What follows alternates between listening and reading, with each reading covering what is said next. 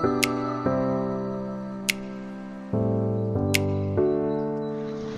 dia, amigos e amigas, bom dia, senhores e senhoras. Eu sou Daniel Nonato. Obrigado a você pela presença. A gente, diante da notícia, que irão fazer uma CPI para apurar como o padre Júlio Lancelotti cuida dos pobres e a perseguição que se tem a esse grande presbítero da Igreja Católica, um dos homens que nos inspira, que nos ajuda a entender a fé da Igreja com um pouco mais de sabedoria. O que nós queremos é entender o que leva um vereador, o que leva um político a querer entender como que um padre, como que um sacerdote, como que um religioso, como que um presbítero da Igreja Católica socorre os pobres. Eu acredito, particularmente aqui nos meus botões, como diz o povo, que há da parte desses pseudos vereadores, porque vereadores não são, porque vereador é aquele que serve, esses políticos, que esse possível sacerdote queira, que esse sacerdote queira ser candidato a algum cargo público. Eu não entendo, desculpem vocês que são políticos de direita, de esquerda, de centro, de cima e de baixo, de lado de banda. O que faz surgir uma CPI? Na cidade onde eu resido, criaram uma CPI da fake news. E desculpe, até hoje eu não sei qual foi o resultado. Eu já procurei saber, mas ficou apenas uma CPI para dizer que existe, ou para alavancar o nome do vereador, do candidato ao cargo de vereador esse ano, sobretudo. Então, iniciar o ano de 2024 sabendo dessa CPI, eu crio a seguinte pergunta: aonde vamos parar? Durante a campanha de 2022, foi dito o tempo todo que a esquerda iria fechar as igrejas, que quem é de esquerda persegue os religiosos, quem é de esquerda é isso, quem é da esquerda é aquilo. E olhamos os fatos e olhamos de verdade e com muita alegria e com muita certeza que não foi isso que aconteceu. Pelo menos não foi aqui na minha cidade ou tampouco em outras cidades do Brasil, a esquerda perseguindo religiosos. Mas lá em São Paulo, a direita persegue padre Júlio Lancelotti. A pergunta que se faz é: qual é a motivação real da CPI? Nós já sabemos a resposta: alavancar, destacar e trazer em evidência o nome daqueles que estarão nessa CPI.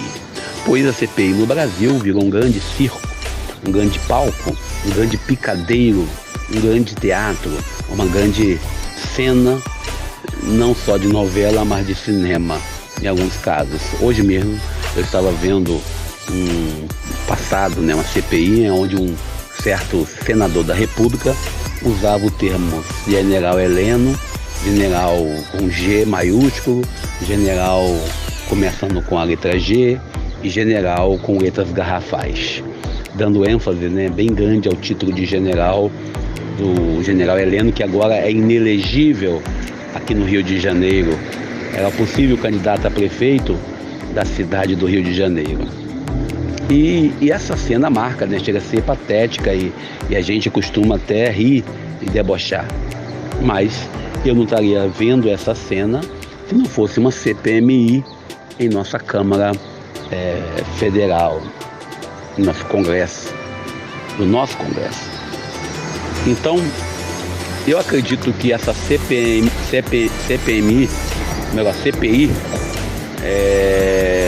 ao vivo é assim mesmo, de São Paulo, da Câmara de São Paulo, seja apenas mais uma para poder alavancar os personagens para a história. Toda a nossa solidariedade ao grande padre Júlio Lancelotti, sacerdote do povo, homem de fé, homem de ação e homem que fez a opção por Jesus Cristo. Não um Jesus Cristo que se mostra no altar consagrado para ser adorado, mas o Jesus Cristo que também está no crucificado pela doença, crucificado pelo desemprego, crucificado pela falta de moradia, crucificado pela falta de amor próprio. E quando eu falo de Padre Júlio Lancelotti, eu entro sempre em sintonia com outro padre amigo que eu conheço, que é o Padre Renato, que era da Diocese de Nova Iguaçu, quando ele fala: o que falta às vezes no mundo é dar, entregar e demonstrar o amor.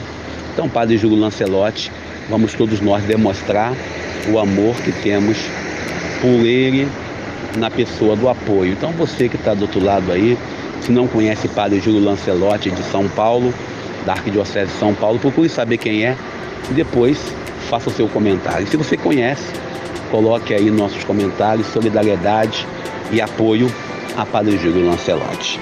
Mas vamos nós para o Evangelho de hoje. Nosso tempo está estourado e estamos sem BG, então não tem nem desculpa para estourar o tempo hoje, não é isso? O Evangelho de hoje é João capítulo 1, versículo 35 ao 42. Lembrando que estamos lendo o capítulo 1 de São João, do evangelista João. Nós estamos lendo esse texto porque estamos nas férias do Natal, ou o período do fluxo do Natal.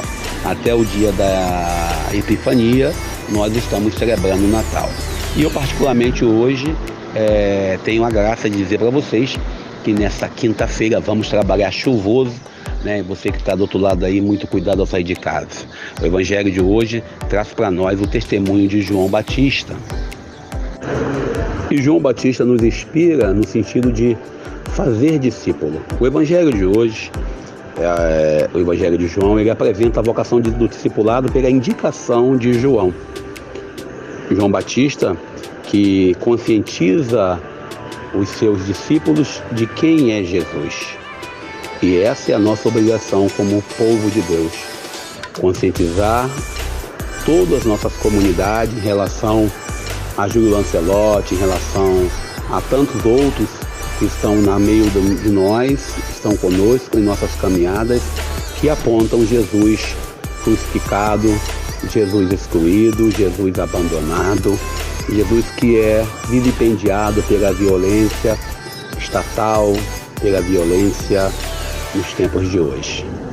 O Evangelho de hoje nos ajuda a entender que o nosso testemunho não é testemunho de nós mesmos, mas um testemunho do Cristo que nos convida à vida, do Cristo que nos chama a segui-lo. O Evangelho de João encontra nessa perícope, nesse texto, a primeira vez que Jesus fala. E Jesus pergunta aos apóstolos, o que eles querem, o que eles precisam. E João traz para nós esta resposta: Senhor, onde moras? A gente, quando entra nesse versículo 38, quando Jesus pergunta para eles o que vocês estão procurando, o que vocês querem, e eles têm uma resposta de Jesus no sentido de apresentar bem quem somos. Ainda hoje, Deus pergunta para nós o que nós estamos procurando em nossas vidas de igreja, o que nós estamos procurando em nossa comunidade de fé, o que nós estamos procurando em nossas atitudes comunitárias, o que nós estamos procurando com nossas vivências pastorais. O Evangelho de hoje ainda nos ajuda a pensar sobre se o nosso segmento de fato é um segmento voltado para o Cordeiro de Deus, ou é um segmento apenas pelo status social, pela posição que nós podemos ter. O Evangelho de hoje ainda nos faz pensar se somos discípulos de Jesus ou igrejeiros, como eu disse outro dia. A boa nova do reino que nós estamos seguindo nos faz viajar no sentido da vivência cotidiana, no sentido daquilo que nós somos e daquilo que nós fazemos, daquilo que nós atuamos em nossas comunidades. João, ao apontar Jesus, João Batista, ele aponta o Cordeiro de Deus. Ele aponta aquele que vem trazer para nós a salvação, mas também é aquele que traz a responsabilidade frente à realidade do mundo. Nesse tempo onde muitos estão mais católicos do que o Papa, onde muitos estão mais espertos, mais sábios do que o próprio Deus, o que nós temos que entrar nesse contexto de hoje é se de fato nós somos cristãos ou somos apenas frequentadores de templo. Eu paro por aqui, louvo a Deus pela graça da vida, pedindo a Deus que nos abençoe e nos ajude e que possamos ser fiéis ao seu amor. Deus nos abençoe. Bom dia. Eu sou Daniel Nonato.